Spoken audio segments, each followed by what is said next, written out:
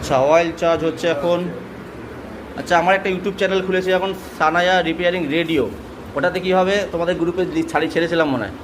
রেডিওতে কী হবে, পুরো ভিডিও, টোটাল ভিডিও ছাড়া হবে, কোনো এডিট করা হবে না, কোনো কাটিং হবে না, ভিডিও ছাড়া হবে। ওটাকে বলে রেডিও, রেডিওর মতো লম্বা ভিডিও। তো তেলটা, পুরোনো তেলটা একটি পাত্রে ঢেলে নিলাম।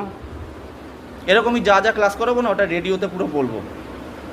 ওই চ্যানেলটা সাবস্ক্রাইব করে দিই, ওটা আমার নতুন মাথায় আসলো কালকে। পুরোনো তেলটা একটি পাত্রে ঢেলে নিলাম।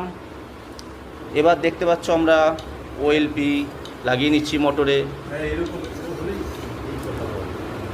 ওএলপিটা লাগিয়ে নিচ্ছি ওপরে। এরপরে রিলেটাও লাগিয়ে নেব। এরপরে কি করব, আমরা চার্জিং লাইনে চার্জিং ভাল্বটা লাগিয়ে নেব।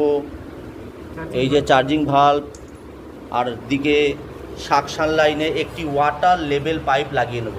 আচ্ছা, আমরা যে চার্জিং লাইন এবং সাকশন লাইনটা ব্লক করে দিলাম, তার মানে মোটরের ভেতর আর হাওয়া ঢুকবে না, শুধু বেরোবে ডিসচার্জ দিয়ে। চলো মোটরটা চালাও।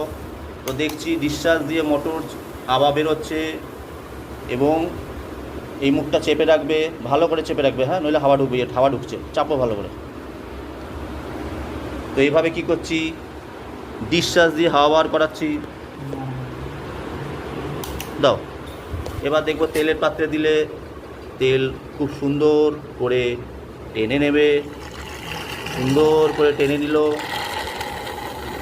আমাদের অয়েল চার্জিং সম্পূর্ণ হলো।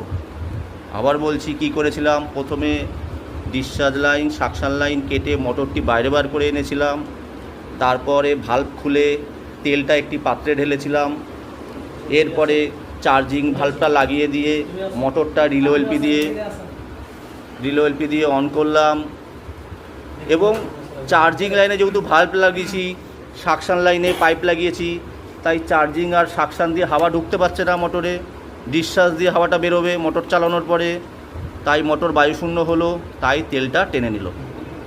এটা হচ্ছে আমাদের রেডিও, মানে ফুল ব্যাখ্যা। এরকম ফুল ব্যাখ্যার জন্য এই চ্যানেলটা আমাদের সাবস্ক্রাইব করুন, ফুল ভিডিও একদম। এখানে যা হবে সব হবে, এখানে কোনো এডিট হবে না, এডিট কিছু হবে না, ভিডিও হবে। Sanaya repairing radio.